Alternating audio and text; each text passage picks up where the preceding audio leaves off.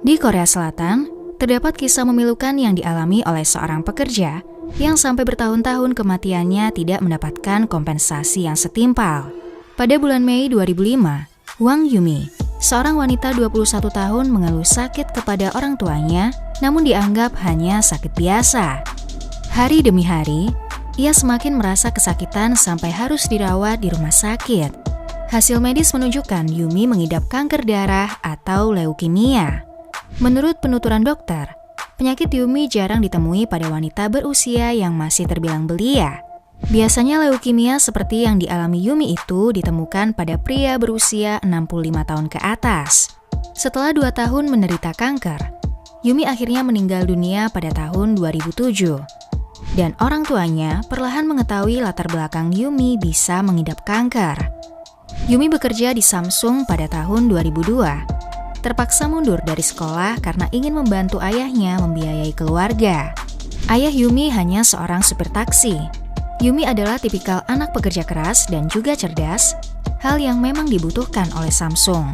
Yumi bekerja di pabrik semikonduktor Samsung. Setiap hari, ia harus berkutat dengan bahan-bahan kimia berbahaya. Inilah penyebab utama Yumi menderita leukemia, karena Yumi terpapar bahan kimia terlalu sering. Samsung sebagai perusahaan yang menaungi Yumi tidak memberikan pertanggungjawaban yang setimpal. Bahkan ketika masih sakit, Yumi tidak pernah dikunjungi oleh manajernya. Setelah orang tua Yumi melakukan penuntutan, akhirnya Samsung memberikan kompensasi berupa 5 lembar cek. Masing-masing cek senilai $1.000, padahal biaya medis Yumi sebesar $50.000.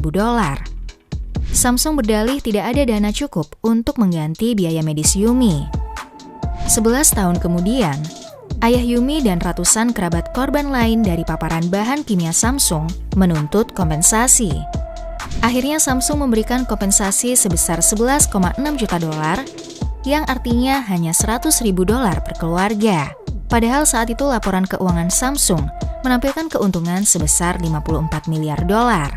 Di Korea Selatan, orang paling berkuasa bukanlah seorang politikus, namun seorang konglomerat. Samsung merupakan salah satu dinasti konglomerat di Korea Selatan yang menyumbang banyak keuntungan bagi negeri gingseng tersebut. Pada tahun 60-70-an setelah Perang Korea selesai, banyak warga Korea yang ingin meminjam uang untuk memulai usaha baru.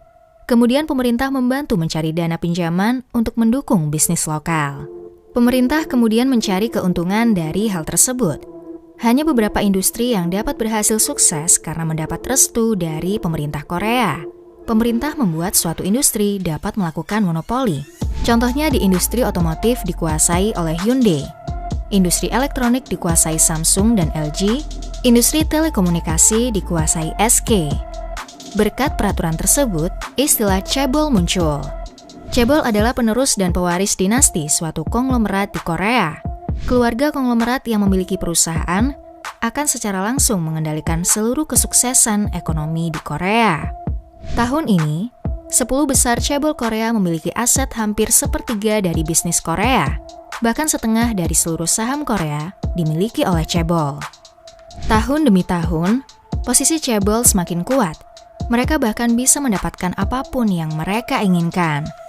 Heather Cho atau Cho Hyun-ah, seorang anak dari pemilik Korean Air, salah satu orang kontroversial di Korea, yang pernah memaksa pesawat untuk segera lepas landas karena tidak berkenan dengan sajian yang diberikan oleh pramugari dan menuntut permohonan maaf dengan berlutut kepada Heather.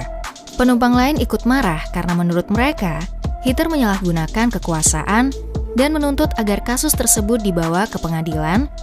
Namun Heather hanya dihukum 1 tahun penjara dan keringanan hukuman 5 bulan. Ada juga Chae Tae-won, CEO dari SK Group, sebuah perusahaan telekomunikasi terbesar di Korea. Pada tahun 2013, ia dihukum karena melakukan penggelapan secara ilegal, yaitu memindahkan uang perusahaan ke rekening pribadinya. Ia diberi hukuman 2 tahun penjara. Selama di sel tahanan, ia mendapatkan 1.700 kunjungan yang bermaksud untuk mempertahankan kelangsungan bisnisnya. Ia juga mendapat keringanan hukuman dan dapat kembali menjadi CEO SK Group. 2 contoh tersebut hanya sebagian kecil kasus yang dilakukan oleh chaebol Korea. Banyak kasus seperti penggelapan pajak dan penipuan, namun mereka bisa mendapatkan keringanan hukuman atau bahkan tidak mendapat hukuman sama sekali.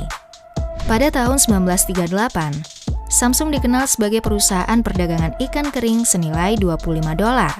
Pendirinya, Lee Byung-chul, tidak tahu bahwa kedepannya Samsung menjadi perusahaan elektronik terbesar di dunia. Pertumbuhan Samsung diwarnai dengan kesepakatan-kesepakatan yang buruk. Salah satunya adalah anak-anak Byung-chul ditangkap karena menyelundupkan 50 ton sakarin ke Korea Selatan pada 1960.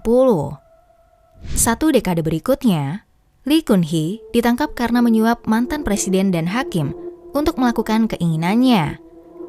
Ia dihukum 2 tahun dan diampuni oleh presiden saat itu. Presiden Park Geun-hye pada tahun 2016 tersandung skandal dengan Samsung. Lee Jae-yong sebagai penerus Samsung menyuap teman dekat presiden agar keluarganya dapat memiliki kendali penuh dari perusahaan. Setelah terekspos, Lee Jae-yong dijatuhi hukuman 2 tahun penjara, namun sama seperti sebelumnya, ia mendapatkan keringanan hukuman dan Presiden Park Geun-hye harus mengundurkan diri. Lee Jae-yong adalah pewaris tahta Samsung yang setelah keluar dari hukuman sebelumnya, ia ditangkap lagi karena penggunaan narkoba. Kasus-kasus yang menjerat anggota dinasti Samsung nyatanya tidak dapat menghancurkan Samsung itu sendiri. Saat ini, Samsung masih menjadi salah satu perusahaan terbesar di dunia.